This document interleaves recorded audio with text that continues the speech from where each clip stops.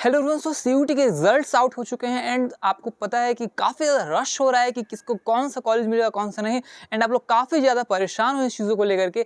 तो मैं आपको सबसे पहले यही सजेस्ट करने वाला हूँ कि आपको परेशान नहीं होना है, आपको बिल्कुल परेशान नहीं होना है। अब मैं बताता हूँ कि अब क्या करना है, नेक्स्ट स्टेप्स क्या होने वाली हैं। जब सीयूटी का रिजल्ट आ गया, सबको पता चल गया आपका रिजल्ट, तो आप क्या करोगे कि आप अब जब जैसे ही ड्यू का जो है सेकेंड राउंड स्टार्ट होगा, CSS पोर्टल का जो फेज़ 2 है वो स्टार्ट होगा, उससे पहले करेक्शन विंडो ओपन होगा। करेक्शन विंडो में अगर आपने कोई छोटी मोटी गलतियां कर रखी हैं या फिर अपडेट करना है कुछ, तो आप वहां कर सकते हो। उसके बाद सेकेंड राउंड जो है स्टार्ट होगा, जो सेकेंड फेज़ है जहाँ पे आपको सब्जेक्ट मैपिंग होती है। उसके बाद प्रेफरेंस लिस्ट होता है। तो ये सब क्या होता है? तो सब्जेक्ट मैपिंग में कुछ नहीं होता है, आप कौन सा कोर्सेज जो है, मतलब सब्जेक्ट मैपिंग में होता है कि आपने क्लास 12th में जो सब्जेक्ट्स पढ़े थे उसी के आपने ऑब्वियसली सीयूटी में भी एग्जाम दिए होंगे, तो बस उसको सेलेक्ट कर लेना होता है, ठीक है। उसके बाद फिर आता है प्रेफरेंस लिस्ट फिल करने का ऑप्शन, मतलब कि आप किस कोर्स को करना चाहते हो और किस किस कॉलेजेस में अप्लाई करना चाहते हो, वो ऑप्शन खुलता है, जो कि सबसे ज़्यादा इम्पोर्टेंट है।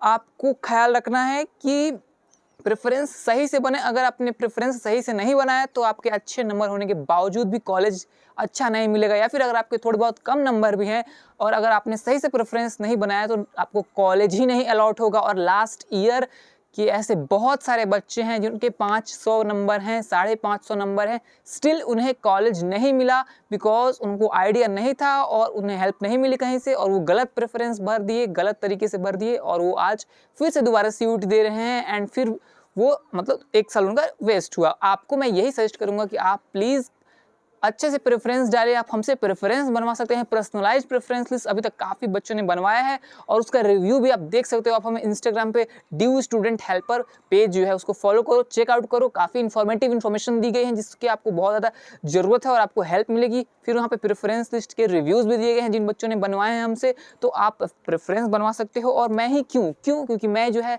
सारे ही ड्यू के कॉलेज को ऑफलाइन विजिट कर चुका हूँ, मुझे पूरा एक्सपीरियंस है ऑफलाइन का। एंड आपको मैं आपके अकॉर्डिंगली जो आप कोर्स परस्यू करना चाहते हो उसके लिए जो कॉलेजेस हैं वो आपको बताऊंगा, और जो कि 100% जेन्युइन होगा बिकॉज मैंने सारा ही कॉलेज एक्सप्लोर किया है ऑफलाइन।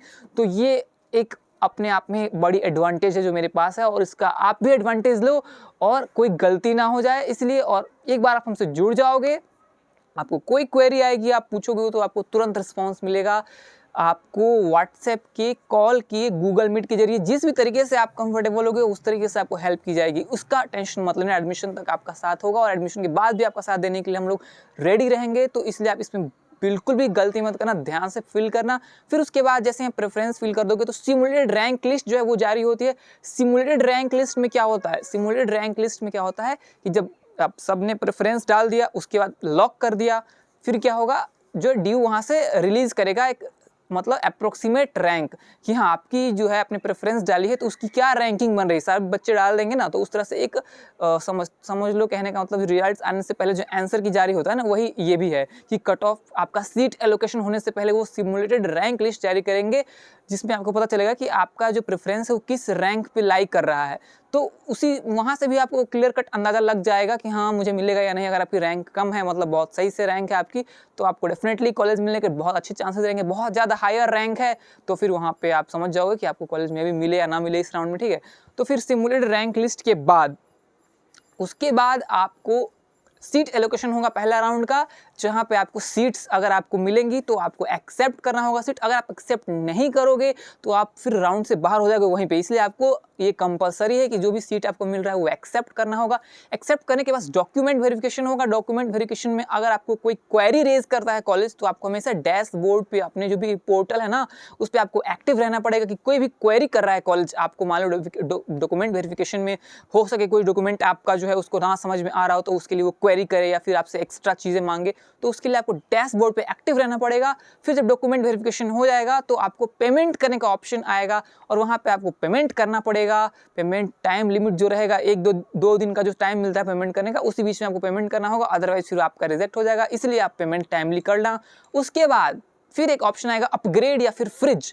तो यहाँ पे आपको, अगर आप उस कॉलेज से फुली सेटिस्फाइड हो और आपको फर्दर राउंड में पार्टिसिपेट नहीं करना है तो आप फ्रिज कर दोगे उसे, और नहीं अगर आप सेटिस्फाइड हो, आप चाहते हो कि नहीं आप फर्दर राउंड में पार्टिसिपेट करो और इससे बेहतर कॉलेज आपको मिले, तो आपको अपग्रेड का बटन पे क्लिक करना पड़ेगा। इससे क्या होगा कि आपको पुरानी जो सीट मिली है वो हाथ से नहीं जाएगी, वो रहेगी ही रहेगी, और आप एलिजिबल हो जाओगे फर्दर राउंड में पार्टिसिपेट करने के लिए। और जहाँ पे फिर नेक्स्ट लिस्ट में अगर आपको उससे जो आपको सीट मिली थी उससे बेटर कोई कॉलेज अलॉट हो जाता है तो फिर आपको नए वाले कॉलेज को एक्सेप्ट करना होगा। अगर कोई कॉलेज अलॉट नहीं होता है तो पुरानी वाली सीट आपकी बनी हुई रहेगी, आप अपग्रेड किए हो तो नेक्स्ट राउंड में पार्टिसिपेट करते रहोगे, तो कोई दिक्कत नहीं होना चाहिए आई थिंक आप लोगों को। फिर उसके बाद जैसे यहाँ अपग्रेड कर लोगे या फिर फ्रिज कर लोगे, जब आपका सब सेटिस्फाई हो गया, एडमिशन हो जाएगा, फिर आपको फ़ी पेमेंट वगैरह हो ही गया और फ्रिज कर लेते हो जब जिसका हो गया, फिर जो भी सॉर्टेड हो गया, फिर आपको जल्द से जल्द आने के लिए आपको टिकट बनवानी पड़ेगी, और ये तो सबको पता है।